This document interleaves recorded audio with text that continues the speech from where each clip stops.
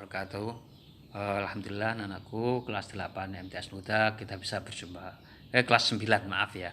Kelas 9 MTS Nuda kita bisa berjumpa lagi dalam mapel akidah akhlak. Dimana kemarin kita sudah membahas di bab 1 yaitu tentang iman kepada hari akhir. Kita sebagai seorang mukmin, seorang muslim harus punya keyakinan, kepercayaan bahwasannya hari akhir itu pasti akan datang. Jadi, suka atau tidak suka, benci atau tidak suci, nanti kehidupan dunia akhir ini akan berakhir. Datang yang namanya hari kiamat. Dimana kita sudah jelaskan kemarin, kiamat itu ada dua, ada tanda-tanda kiamat sugra atau kiamat kubro. Kiamat sugra itu nanti dengan ditandai dengan kehancuran alam semesta ini perlahan-lahan dengan meletusnya gunung dan seterusnya. Ya, tanda-tanda kemarin banyak kemaksiatan, merajalela, kemudian laki-laki banyaknya perempuan daripada laki-laki, kemudian banyak anak yang durhaka kepada orang tua dan seterusnya. Ini akan menandai adanya kiamat kubro nanti ya, kubro. Dan ditandai kiamat yang terakhir ditandai dengan munculnya terbitnya matahari dari arah barat, kemudian munculnya Dajjal, munculnya Imam Mahdi. Itu tanda kiamat kubro. Nah, kita harus tanamkan dalam diri kita, dunia ini, kita hidup dunia ini tidak selamanya. Kita hidup dunia ini hanya sebagai bekal untuk di akhirat nanti. Kehidupan kita yang nyata adalah di akhirat nanti, bukan di dunia. Jadi seperlunya saja, tidak usah berlebihan dalam kehidupan di dunia. Karena apa? Karena Allah akan memintai pertanggungjawaban atas apa yang kita lakukan, kita berbuat selama di dunia. Dan dunia ini apapun kesenangannya itu tidak bersifat abadi, tidak bersifat selamanya. Ya, semuanya nanti akan meninggalkan kita. Di dunia ini seperti orang makan. Orang makan itu terasa di mulut, tapi kalau sudah masuk sudah tidak terasa. Itu dunia. Nah, makanya kita harus tanamkan iman kepada hari akhir. Karena sebagai perwujudan iman kepada hari akhir, tentunya juga kita harus menjaga sikap perilaku kita. Karena setiap perilaku dan tindak kita akan dimintai pertanggungjawaban. Itu perilaku orang yang percaya kepada adanya hari akhir. Nah, anak sekalian, untuk bab 2 ini kita menginjak kepada akhlak terpuji kepada diri sendiri. Nah, ini ada apa? Kepada diri sendiri aja kita bisa berakhlak. Ya, apalagi kepada orang lain. Kepada diri sendiri aja kita juga berakhlak, apalagi kepada orang lain. Artinya apa? Sifat-sifat apa saja yang kita miliki sebagai seseorang, ya, sebagai makhluk Allah. Ya, sehingga kita bisa menjadi makhluk yang mulia. Ya, Allah menciptakan makhluk kita sebagai manusia, ya, makhluk yang paling mulia di antara makhluk-makhluk yang lain. Nah, harus kita pelajari gimana akhlak terpuji yang bisa mengangkatkan harkat dan martabat atau diri kita, baik di mata Allah atau di mata orang lain. Oke, langsung saja kita buka apa yang kita pelajari beberapa kali ini. Nah, yang pertama yang harus kita miliki adalah sifat berilmu. Kita sebagai seorang muslim, ya, mukmin, kita dituntut untuk mencari ilmu sepanjang hayat. Kenapa sih? Nah, ternyata Allah mengangkat derajat manusia di antara makhluk-makhluk yang lain, ya, mengungkuli makhluk-makhluk yang lain adalah di antaranya adalah karena ilmu. Wa 'allama Adam al-asma' kullaha tsumma qala ambi bi asma'iha ula in kuntum shadiqin, ya. Arti yang mengacari asma nama-nama. Inilah kemudian muncul konsep tentang ilmu pengetahuan. Manusia itu lebih mulia dari makhluk yang lain karena ilmu pengetahuan. Kenapa manusia harus berilmu? Karena manusia punya akal pikiran. Nah, dengan akal kita gunakan untuk sesuatu yang bermanfaat bagi diri dan orang lain. Setelah kemudian muncullah yang namanya ilmu pengetahuan. Nah, coba kita amari ayat berikut ini, ya. Bismillahirrahmanirrahim. Ya ma'syaral jinni wal insi in istata'tum an tanfudhu min aqtaris samawati wal ardi fanfudhu la tanfudhu illa bisultan. Wahai jin dan manusia, jika engkau mampu untuk menembus penjuru langit dan bumi, maka tembuslah. La tanfudhuna illa bisultan. Situ engkau sekali-kali tidak akan menembusnya kecuali dengan cara sultan. Sultan itu apa? Kekuatan. Nah, kekuatan itu dengan cara ilmu. Jadi dulu hampir tidak mungkin orang bisa terbang. Tapi dengan adanya kekuatan teknologi, ilmu pengetahuan teknologi, manusia bisa sampai terbang. Bukan terbang membawa sayap tidak, tapi manusia menciptakan yang namanya pesawat terbang. Nah, ini dengan adanya ilmu pengetahuan sehingga sesuatu yang tidak mungkin bisa menjadi mungkin. Ini pentingnya tentang ilmu pengetahuan. Yang kedua, ya ayyuhalladzina amanu idza qila lakum tafassahu fil majalis fafsahu yafsahillahu lakum wa idza qila ansuzu fansuzu yarfa'illahu alladzina amanu minkum walladzina utul ilma darajat wallahu bima ta'maluna khabir. Wahai orang-orang yang beriman, apabila telah diucapkan kepada kamu berlapang-lapanglah dalam majelis, ya, maka lapangkanlah untukmu. Allah akan melapangkan kamu. Wa idza qila susu fangsusu, jika kamu minta berdiri maka berdirilah. Ya. Karena apa? Ya rafa'illahu alladziina amanu, janji Allah akan mengangkat derajat orang yang beriman dan berilmu. Ya, dua derajatnya. Allah akan mengangkat derajat orang yang beriman dan berilmu. Kalau dalam Nadhaman itu jelaskan hayatul fata wallahi bil ilmi wat taqwa idza lam takuna la tibaran lidzati. Hidupnya seorang pemuda, ya, ketika kalian generasi penerus ini ya akan hidup dengan dua hal, yaitu dengan ilmu dan takwa, iman, ya. Jadi orang akan diangkat derajatnya Allah, ilmu dan iman. Dengan seseorang atau pemuda calon generasi penerus, jika sudah ada ilmu, makanya jangan pernah kalian merasa putus asa atau putus di perjalanan. Tetap mencari ilmu, selamanya mencari ilmu, ya. Bahkan tidak hanya di bangku sekolah, di luar sekolah kalian tetap diwajibkan untuk mencari ilmu. Allah akan mengangkat derajat orang yang beriman dan berilmu. Jadi ilmu dan iman ini adalah dua mata sisi yang tidak bisa dipisahkan. Orang berilmu saja tanpa beriman akan muncul kerusakan, ya, seperti Bani Israel, atau ilmu dibuat untuk membuat kekacauan, penghancuran dunia dan seterusnya, ya. Dengan iman ini orang akan membimbing jalan menuju kepada Allah, akan menuju kepada kebahagiaan dunia dan akhirat. Makanya penting ilmu dan iman. Iman saja tanpa ilmu juga tidak sah. Makanya penting iman dan ilmu ini sangat berkaitan, nggak boleh dipisahkan, ya. Yes. Coba kita lihat. Ini ada kisah sedikit, ya, Ibnu Hajar, dan jangan pernah merasa bosan untuk mencari ilmu. Ini ada sebuah kisah yang dikisahkan oleh Ibnu Hajar. Ibnu Hajar itu artinya anak batu. Dimana kita tahu Ibnu Hajar Al-Asqalani itu adalah salah seorang ulama hadis terkemuka. Beliau mensyarah kalau nggak salah itu menulis Fathul Bari Ibnu Hajar Asqalani. Beliau yang mensyarah kitab Sahih Bukhari. Kalau nggak salah itu 24 jilid, saya pernah membacanya itu 24 jilid. Bukhari yang 6 jilid, 5 jilid itu disarai oleh beliau sampai 24 jilid. Bayangkan, ulama terdahulu belum ada kayak zaman sekarang tinta, pulpen, ya, masih tradisional, itu mampu mengarang kitab sampai 24 jilid. Itu orang hebat. Dimana kita tahu Ibnu Hajar itu pernah nyantri atau belajar ilmu kepada seorang ulama bertahun-tahun. Merasa itu tidak bisa terus. Dia merasa paling bodoh di situ. Akhirnya karena tidak tahan, beliau malu kepada gurunya, kepada kiainya, beliau pulang. Ketika dalam perjalanan pulang, dilalah kemudian capek. Beliau tidur di bawah pohon, kemudian ada hujan turun. Ya, beliau tidak hujan di situ karena ada pohon yang rindang. Nah, di situ kemudian beliau mengamati kejadian alam. Jadi ada tetesan air ini menerpa batu. Jadi batu yang keras itu kena tetesan air berkali-kali. Tetes, 2 tetes, 3 tetes berkali-kali sampai batu itu berlubang. Nah, ini kemudian beliau mengambil manfaat di situ, mengambil ibrah.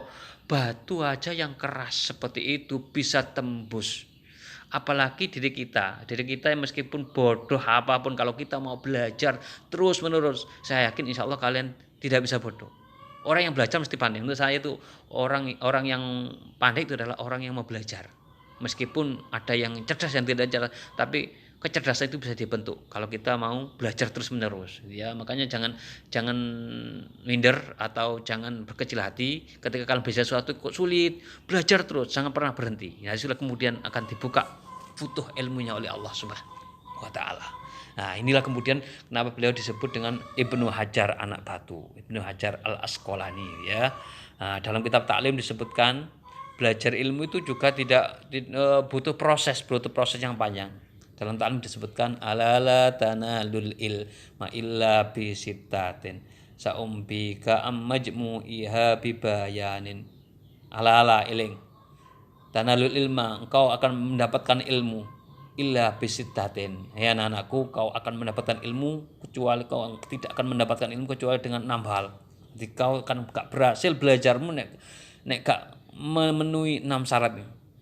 Saumbika bibayanin. 1, zukain, cerdas. Jadi nunggu ilmu siji kudu cerdas. Cerdas itu ada 2, ada cerdas karena keturunan, ada cerdas karena belajar, usaha. Nah ya, jadi ada anak kadang itu memang sudah IQ yang tinggi. Jadi baca sedikit itu aja langsung hafal, langsung paham. Itu ada anak yang berkali-kali belajar, setelah berkali-kali baru paham. Ada anak yang hanya disebutkan sedikit aja langsung paham. Nah ini nggak tahu kalian termasuk tipe yang mana. Tapi yang jelas jangan pernah berkecil hati. Kecerdasan itu bisa dibentuk juga. Meskipun sebodoh-bodoh kita, tidak cerdas kita, kalau kita mau belajar, insya Allah lama akan menang. Jadi yang pertama adalah zukain, cerdas, kudu cerdas. Cerdas itu perhatian. Jadi dan mau niat mencari ilmu. Jadi tidak tambah melari dari ilmu. Makanya jangan jauh-jauh dari ilmu. Jadi satu kecerdasan, bangun kecerdasan Anda, karena Anda tidak dilahirkan dalam kondisi cerdas, tapi ta'allam falaisal mar'u yuladu aliman walaysa akhu ilmin kaman huwa jahilun. Ta'allam, ketahuilah, tidak ada satupun orang di dunia ini dilahirkan dalam kondisi cerdas. Ya. Dan yang kedua, walaisa akhu ilmu kaman huwa, wong sing gelem belajar ilmu, sing gelem cedek guru, cedek ustaz, cedek pembelajaran, ya. Tidak gak padha mbek wong bodoh.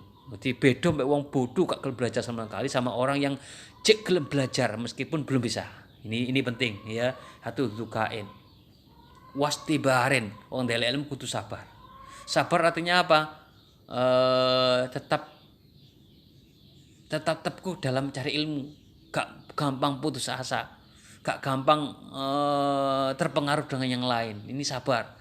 Diikuti proses ya, proses apapun. Kalian sekolah juga gitu, masuk jam 7 pulang jam setengah 2 itu diikuti saja, jangan nggak usah tidak usah mendengarkan orang lain. Ini anaknya di rumah, tidak usah ya. Kalian belajar secara online, mengikuti guru, diikuti aja prosesnya. Jangan sedikit-sedikit kemudian putus asa. Ini harus sabar. Yang ketiga, zukain wastibarin wabul gotin, kudu ono biayai, gampangane ono biaya. Kalian belajar secara online, secara daring ini juga butuh biaya ya. Nanti tidak ada yang gratis di dunia ini. Nanti butuh biaya, butuh pengorbanan ya. Nanti pengen pinter ya butuh pengorbanan. Nanti kalau dulu di sekolah ono sangune. Sekarang sangune yo minta paketan pada orang tuanya. Ya ono biaya. Biasa itu biaya. Nanti ini sebagai investasi jangka panjang kita. Nanti jangan pernah hitung-hitungan dia. Juga secara jangka panjang. Nanti kudu ono biaya. Nek gak pengen biaya, pengen pinter, pengen selamat gak njaluk enak ya gak ono ceritane ya. Nanti kudu ono bulghatin sangune ya. Nanti tidak sedikit orang tua juga biaya untuk kita. Makanya jangan enak-enakan untuk belajar. Karena harus sungguh-sungguh dalam belajar. Nek pengen enak uripe kudu sungguh-sungguh dalam belajar. Ya. Wa irsadi ustadin kudu ana gurune ya. Hati-hati kalian belajar. Hati banyak orang belajar sekarang nggak ada gurunya akhirnya tersesat. Banyak orang itu yang banyak yang kita dengar dari media televisi dan sebagainya, banyak orang menjadi teroris belajar agama. Karena apa? Belajar agamanya melalui YouTube dan sebagainya tanpa ada orang yang mengarahkan ke jalan yang benar. Ingat, media online di YouTube, Facebook, silakan kalian belajar, silakan. Cuma harus juga ada guru yang membimbing kalian. Agar apa? Agar bisa memilah dan memilih. Karena tidak setiap informasi yang kita terima baik di YouTube, Facebook dan sebagainya itu benar. Ada yang benar, ada yang tidak benar, ada yang sesuai dan ada yang tidak sesuai. Makanya penting arahan seorang guru. Watulin zamanin, dan waktu yang lama. Dia belajar itu tidak instan, butuh waktu yang lama, butuh proses yang lama. Kalau orang sekolah itu butuh kelas 2 tahun di playgroup, 2 tahun di TK, 6 tahun di SD, 3 tahun di SMP. Nah, ini proses-proses yang kalian lalui, jangan pernah berputus asa. Ini tentang mencari ilmu. Penting orang ilmu. Ya, pengertian ilmu. Ilmu itu apa? Kemampuan, kecakapan atau keahlian yang dimiliki seorang. Ilmu tentu dapat memberi manfaat bagi diri sendiri maupun orang lain. Nanti pengetahuan, kecakapan tentang sesuatu atau yang dapat bermanfaat bagi diri orang lain. Ini ilmu. Ya, nanti diharapkan dengan berilmu itu bisa bermanfaat tidak hanya pada diri sendiri, juga kepada orang lain. Dan derajat orang yang berilmu itu juga berbeda dengan orang yang tidak berilmu. Wong bodoh gak bodoh ya beda derajatnya. Ya, kan lihat baik di manapun, di perusahaan atau di kantor atau dimanapun. Ya, orang yang berilmu dan orang yang tidak berilmu akan ada perbedaan. Ya, jadi orang yang berilmu juga dari segi juga banyak. Ya, makanya penting orang berilmu. Dalam hadis disebutkan man aradad dunya fa alaihi bil ilmi wa man aradal akhirah fa alaihi bil ilmi. Kalau kalian pengen mulia dunia ya kudu ilmune ya. Ati kudu ana ilmu. Pengen mulia dunya kudu ana ilmune. Wong sing ngerti ilmu mati biasa ya. Aman aradal akhirah fa alaihi. Pengen akhirat nanti akhirat nanti bahagia juga kudu ana ilmu nih. Ojo cacak ngono. Jangankan gitu ya. Kalian ketika kalian coba contoh sederhana aja. Kalian kepengen nyambel gitu aja. Kalian nggak pernah ilmunya sama sekali. Saya yakin nggak akan bisa tuh ya. Jadi harus kalian cari ilmunya, baik itu dari ibu-ibu kalian atau dari kakak kalian atau dari media-media sekarang YouTube atau Facebook gitu. Kalian bisa cari, tinggal Google cara membuat sambal. Itu ada cara masak ini, ada semuanya. Jadi semuanya itu ada ilmunya. Nah, di dunia aja semacam itu, apalagi akhirat. Nah, kalau kalian waman aradahuma fa alaihi bil. Kalau pengen mulia dunia akhirat harus dengan syarat mutlak yaitu ilmu. Ini penting. Nah, kedudukan orang yang berilmu itu ada 4. Orang yang berilmu itu ada 4. Jadi orang dalam kedudukan dalam ilmu ada 4. Ada rajulun yadri wa yadri annahu yadri. Jadi ada orang yang ngerti dan dia ngerti. Artinya apa? Dengan ilmunya, dengan pengetahuannya, dia bisa bermanfaat bagi orang lain, ia sebarkan kepada orang lain, memberi manfaat kepada orang lain. Nah, ini orang yang terhebat ini. Wong ngerti, ya ngertekno wong liya, ya manfaatkan ngawake nang wong liya. Ya seperti ini, rajulun yadri wa yadri annahu yadri. Wong sing ngerti, nek awake dhewe ngerti. Ya, bermanfaat ke diri orang lain. Ini orang yang paling baik, ya. Yang kedua, rajulun yadri la yadri annahu yadri. Seseorang yang ngerti, yo berilmu, yo pernah belajar, yo paham, yo lulusan sekolah, ya, lulusan pesantren, ya. Tapi tidak mau mengamalkan ilmunya. Hari ilmunya dibak dewi, gak tahu dia mau nang wong liya, medit dan sebagainya, ya. Ya. Dan kurang bermanfaat bagi orang lain. Nah, ini tidak baik ini ya. Jadi ilmu itu untuk diamalkan, bukan untuk hanya sebagai pengetahuan saja. Jadi dalam konsep agama itu ilmu untuk diamalkan, bukan untuk hanya pengetahuan kayak buru-buruan wis tahu dan sebagainya. Ilmu itu diamalkan dalam kehidupan sehari-hari. Jangan jadi orang yang kedua ini ya. Ngerti tapi gak ngerti, nek awake ngerti. Wah, ini bahaya ya. Jadi gak memberi manfaat kepada dirinya, juga kepada orang lain. Yang nomor 3, rajulun la yadri annahu la yadri. Ya, orang yang tidak tahu tetapi tahu bahwa dirinya tidak tahu. Wong sing gak ngerti, wong sing bodoh dan dhek ngerti nek kondisi dhek iku gak ngerti. Nah, iki apik iki. Dadi wong sing ngerti, wong bodoh tapi ngerti dhek iku bodoh, cek gelem ngormati wong sing ngerti, cek ngormati gurune, dadi ngerti dhek iku nek bodoh, nek cek ngerti gelem ngormati gurunya atau orang tua dan sebagainya. Nah, iki wong sing apik. Dadi dhek bodoh tapi dia ngerti, dia bodoh tuh gak ngerti dan butuh pengertian. Nah, kan ada dalam di sisi kita atau teman-teman kita. Jadi dia itu merasa gak ngerti. Jadi dia itu gak ngerti, yang merasa dia itu bahwasanya dia tidak tahu dan kepengen butuh kepada seorang guru. Ya.